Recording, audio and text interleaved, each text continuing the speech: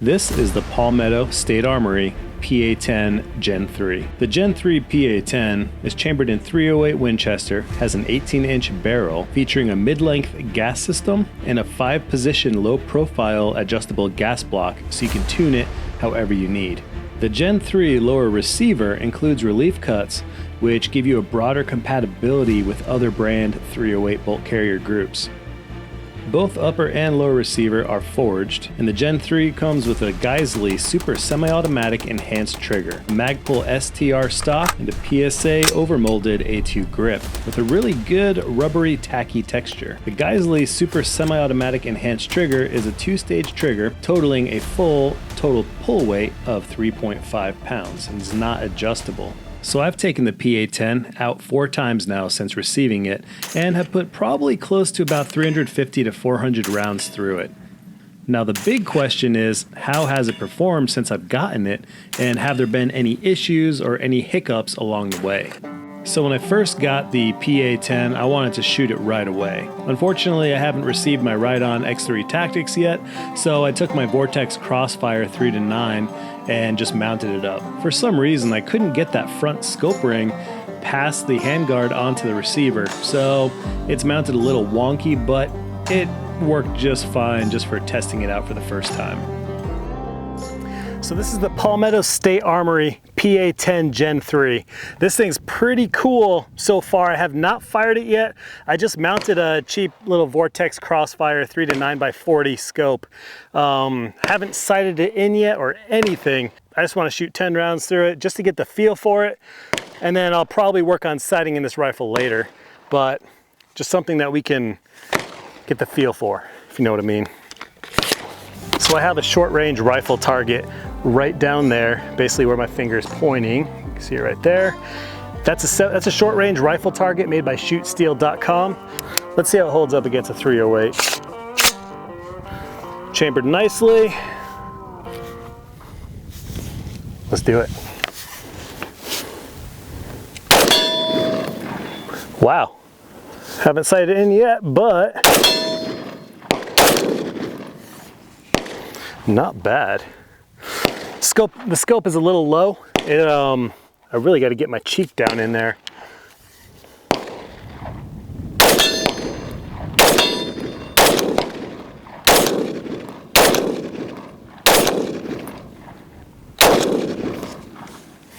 Not bad.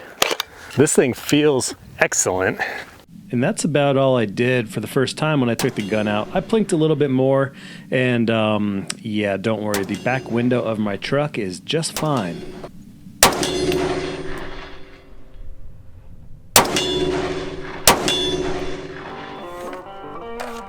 So the following week I received the Ride-On X3 Tactics 1-8x24. I mounted it up to the PA10 and spent a little time on the lead sled just getting it on target. Didn't really focus too hard on getting it zeroed properly, but that is to come. And we had a lot more fun once we got an optic mounted on there properly. Right here I have the Ride-On X3 Tactics 1-8x24 LPVO. Here we go.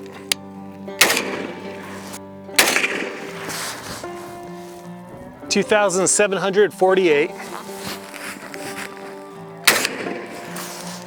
2,642, 2,740. Next we have 7.62 by 51. It's got kind of an annealed case. Here we go. Y'all watching me? Okay, here we go. 2,896, 2,743, 2,791. So by this point and by the end of the day, I was probably at about 150 rounds total through the PA10. So by this point, I have not had any failures or malfunctions, no failures to feed, anything like that. And of course, the initial impression is, wow, .308 is a bit of a thumper. Obviously, .308 is a pretty big round, The nice thing is, inside this AR platform, I'm sure between the weight of the rifle, the buffer system, mid-length gas system, and adjustable gas block, all the above, it all really helps with the recoil. Obviously, the rifle is going to move a lot more than if you're just firing a 5.56 or a 223. 308 is a much bigger round, so it's going to move the gun around a bit, but it's not going to give you a sore shoulder, which is nice. Kind of gives this rifle a bit of a feeling that you can play with this thing all day without being punished for it. A little bit of rapid fire will be fun. Oh yeah. It hasn't failed to lock back yet. It doesn't feel over-gassed. It doesn't feel like it's blowing a bunch of crap in my face. And so far, so good. I'm enjoying this thing a lot.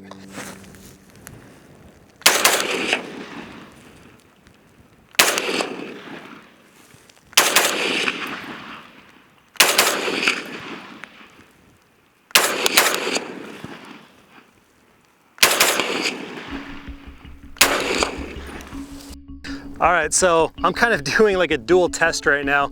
I have the Palmetto State Armory PA10 and the Ride-On 1:8x24, so I'm kind of testing both at the same time. So this is actually working out perfectly. Let's go over a couple features of this firearm while we have it out and the weather's beautiful and rainy. So on the PA10, you have this cool skeletonized handguard, right? And it has M-LOK. So you have M-LOK on top, M-LOK on the sides, and M-LOK on the bottom. It has some QD mounts right here, so you can put a sling, a QD sling on, and you have some QD mounts back here on the stock as well. Stock is really cool, so it adjusts this way. Then you can take this guy right here and you can lock it in place. You get rid of the adjustable stock wobble. So then when you want to adjust it, click this, it unpops this guy, unlocks this guy right here, then you squeeze this in, you can adjust that. So right here in the back of the stock, you actually have some battery compartments. You can put whatever the heck you want in there, as long as it fits, of course. So on the top, you have a Picatinny rail that goes all the way from the front of the handguard, and then of course, all the way back just before the charging handle. Charging handle is a standard charging handle. There's nothing fancy about it, and it's probably one of the first things I'm gonna upgrade is your regular old birdcage flash hider. So inside the handguard, if you can see right inside there, there is an adjustable gas block. You can really tune your rifle if you want to shoot a suppressor or certain different types of muzzle devices, pretty much anything. You can tune your rifle to perform perfectly for whatever conditions that you're setting up. Whether it's suppressed, whatever, you can actually tune your gas block on this guy and prevent that whole, getting blasted in the face with gas, whatever. You have a 2-stage trigger, which is a very comfortable trigger. All right, so here's the trigger pull. Extremely crispy. There is like no take up. Here's your reset. They're right there. It's like as soon as you move your finger, there's a reset, and then your take up is non-existent. So your trigger break is exactly where the reset resets it. Sometimes you have a trigger and it resets, and then you have a little more of that take up again, and then it breaks. It has a very predictable trigger pull, which is a feature that I like. Some people don't like that, but I really like knowing when that trigger is gonna break. So far, so good. I really like it. So I ended up moving my Ride-On X3 Tactics over to my LWRC AR, and then I borrowed a Vortex Razor HD from my friend Kyle over at True Shot Gun Club. It's the Vortex Razor HD Gen 3. It's a 1:10 LPVO and very nice clear glass. Went back out to the desert range with my buddy Chris, and we put the PA10 through some more torture. We used a mix of normal brass 308 and Tula steel 762x51. You probably noticed there's no flash hider on the rifle. That's because I was playing with a suppressor a little while earlier, and yeah, I forgot to put the flash hider back on. But you know what? That gigantic fireball made it that much more fun.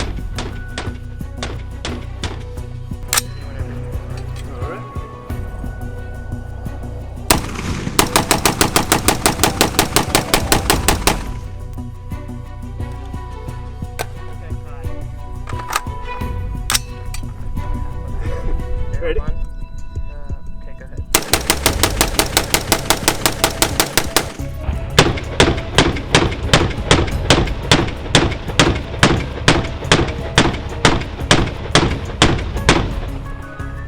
Well, that's all I have for you guys on the first video with the PSA PA10. Initial review, break-in, reliability, all are great. I mean, it hasn't had any issues, no failures, nothing like that. It's been an absolute blast to shoot as well. I'll be doing more follow-up videos in regards to accuracy testing and probably a lot of vertical short videos as well. Thank you all so much for watching. If you guys like this video, please give me a thumbs up, leave a comment in the comment section below, and if you haven't subscribed to the Mr. Big Kid channel, I would absolutely love for you guys to come on board. So hit that subscribe button and the bell notification icon so you know when I'm making new videos.